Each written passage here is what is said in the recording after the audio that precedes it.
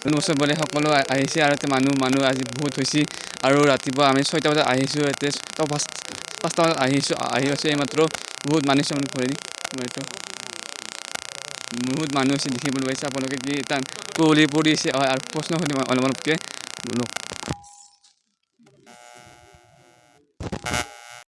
কেনেকুৱা লাগে পৰিৱেশটো ভালে লাগিছে নতুন বছৰৰ আৰম্ভণি মা পাৰ্বতী মাৰ ওচৰত আহি কেনে ল'লোঁ আমি ভালে লাগিছে আজি নতুন বছৰ হয় আৰু আজি কেনেকুৱা লাগিছে পৰিৱেশখিনি ভালে লাগিছে আমি মানে সূৰ্যটো ওলোৱাকৈ মানে বাট চাই আছোঁ সূৰ্যটো ওলালে মানে যিটো ভিউ আহে ন সেইটো ভিউ মানে নাহে এইটো মানে ঘৰত থাকিলে দেখা নাযায় সেইকাৰণে মানে সেইটো ভিউ চাবলৈ আহিছোঁ আমি মানুহে ৰাতিপুৱাই বহাগত আহে ৰাতিপুৱা বহুত মানুহ হৈ আছে এইকেইদিন আজি আৰু বেছি হৈছে যিহেতু নতুন বছৰৰ প্ৰথম আৰম্ভণি সেইকাৰণে আজি বেছি হৈছে মানুহ ৰাতিপুৱা আপুনি কেইটাত আহিছে ইয়াত বেছি দেৰি হোৱা নাই 1 ঘণ্টামান হ'ল আহা এঘণ্টা আৰু ঘৰটো কৈ দিয়ক আপোনাৰ মোৰ ঘৰ ৰূপনগৰ আছে গাঁও নহয় ইফালে চমৰীয়া চাইডে আৰু নামটো কৈ দিয়ক আপোনাৰ মোৰ নাম বৰ্ণালী গগৈ নমস্কাৰ থাকিল আপোনাক দেখালোঁ আজি ফেচবুকত আপোনালোক স্বাগতম জনাইছোঁ আৰু আপোনালোকক প্লিজ মৰম দিয়ক আৰু আজি নতুন বছৰ বুলি আপোনালোক বাইদেউ যিখিনি ক'ল আপোনালোকে প্লিজ মৰম দিয়ক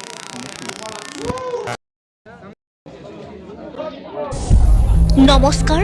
DN24 নিউজ চাই থকা দৰ্শকসকলৰ বাবে আজি আমি আপোনালোকলৈ লৈ আহিছোঁ প্ৰকৃতিৰ এক নীৰৱ অথচ গভীৰ সূৰ্যোদয়ৰ দৃশ্য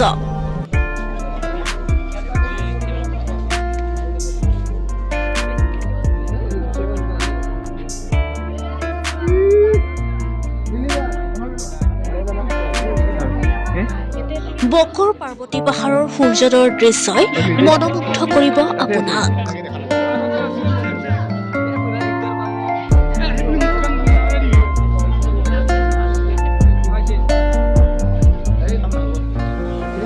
হয় বকৰ বলাপাৰত অৱস্থিত পাৰ্বতী পাহাৰৰ প্ৰকৃতিৰ এক মনোমুগ্ধ সূৰ্যোদয়ৰ অপূৰ্ব দৃশ্য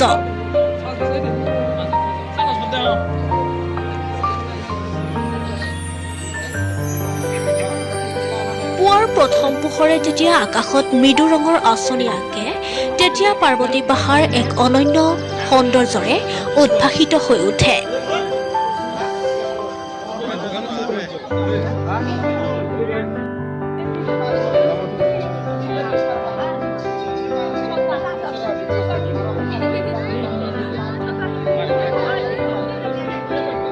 সূৰ্যোদয়ৰ সময়ত পাহাৰৰ ওপৰৰ পৰা দেখা এই দৃশ্যই মন প্ৰাণ শান্ত কৰি তোলে এই অঞ্চলটোত পুৱাৰ ঠাণ্ডা বতাহ চৰাইৰ কলৰৱ আৰু চৌপাশৰ সেউজীয়া প্ৰাকৃতিক পৰিৱেশে পৰ্যটকসকলক এক স্বাভাৱিক মানসিক শান্তিৰ অনুভৱ দিয়ে ৰাতিপুৱা প্ৰায় 4মান বজাৰ পৰাই পৰ্যটকে ঢাপলি মেলে পাৰ্বতী পাহাৰৰ সূৰ্যোদয়ৰ দৃশ্য গ্ৰহণ কৰিবলৈকে স্থানীয় লোকসকলৰ মতে পাৰ্বতী পাহাৰ কেৱল সূৰ্যোদয় উপভোগ কৰাৰ স্থানেই নহয় ই এক আধ্যাত্মিক আৰু প্ৰাকৃতিক শক্তিৰ অনুভূতি প্ৰদান কৰা ঠাই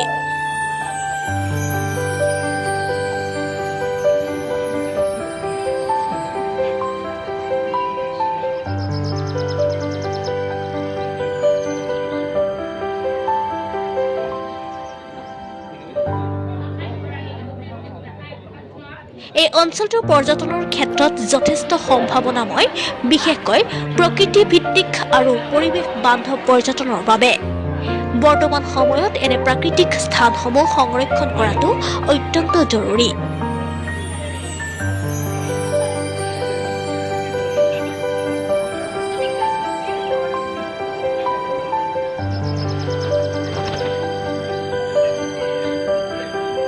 সূৰ্যোদয়ৰ সময়ত পাহাৰৰ পৰা দেখা দৃষ্টিনন্দন দৃশ্যই এই স্থানক এক আকৰ্ষণীয় প্ৰাকৃতিক গন্তব্য হিচাপে পৰিগণিত কৰিছে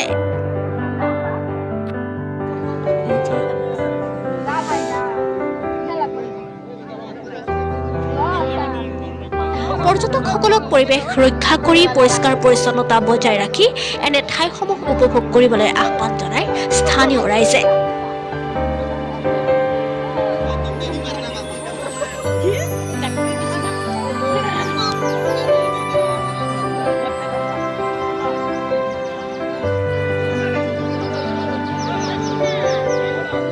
নিউজ ডেস্ক DN24 নিউজ।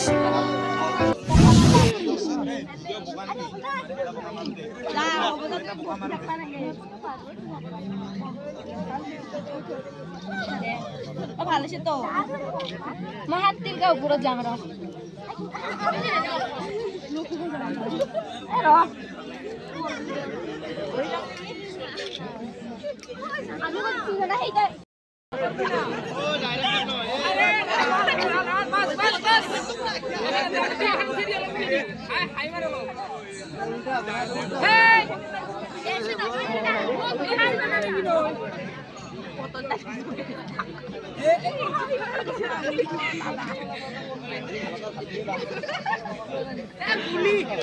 নাযাওঁ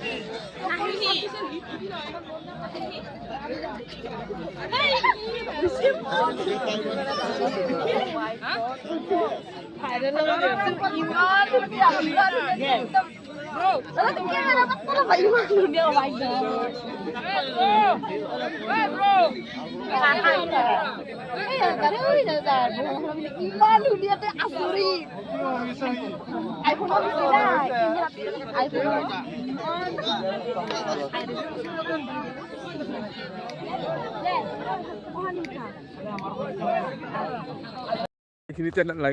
ভিডিঅ'টো সমাপ্ত কৰিলোঁ। কেনেকুৱা লাগিল কমেণ্ট কৰি জনাব। জলদি কোৱালিটি আছে নতুন ফেচবুকত ফ'ল' থ'ব এই নতুন আপলোড পাব ভিডিঅ'বিলাক। তো মোৰ 50K ছাবস্ক্ৰাইব হোৱাৰ কমপ্লিট আৰু লাগে মোক 15টা আজি এটা দিছোঁ লং ভিডিঅ' অতি সোনকালে পাব। নতুন মিছ কৰি সকলোকে অৱশ্যে ৰাখিছোঁ। জয় জমিনাথ জয় হিন্দ জয় অসম। মেইন গেট হ'ল পাৰ্বতী পাহাৰ আৰু বকোহৈ এৰিয়াখিনি বালাবাৰা পৰিছে। বালাবাৰাখিনি সকলো আহিব আৰু ৰাতিপুৱা সূৰ্য উদয় সকলো চাব আহিছে আৰু এতিয়া মানুহ আহি আছে বৰ্তমান দেখিবলৈ পাব। ইফালে ৰাস্তাৰ বহুত গাড়ী আৰু এতিয়া আমি ঘৰলৈ যাত্ৰা আৰম্ভ কৰিম ভাবিছোঁ। এনেকৈ চাওক না কি একদম মানুহ এতিয়াও যাই আছে পাৰ্বতী পাহাৰত আৰু এনেকৈ আমি নামি আহিলোঁ। বহুত কষ্ট কৰি আহিলোঁ আৰু বেছি নহয় পেলাই এঘণ্টা লাগিছিল আপোনাক দেখুৱালোঁ। আজি ফেচবুক ইনষ্টাগ্ৰাম আপোনাক স্বাগতম জনাইছোঁ আৰু জয় জমিনাথ আছে জমিনটা আপোনালোকক বহুত ধন্যবাদ দিছোঁ আৰু এনেকৈ আমি যাত্ৰা আনাম চৌক আছে। আমি তাৰপৰা আহিলোঁ পাৰ্বতী পাহাৰৰ পৰা ওপৰৰ পৰা ধুনীয়া এটা নাজাৰা দেখিলোঁ আৰু ভিউ দেখিলোঁ আৰু ধুনীয়া এটা একদম ভিউ একদম সেউজীয়া ভিউ লাগিছে আৰু কুঁৱলী পৰিছে। আমি এতিয়া যাই ঘৰলৈ বুলি আৰু মানুহে এতিয়া বৰ্তমান আহি আছে আৰু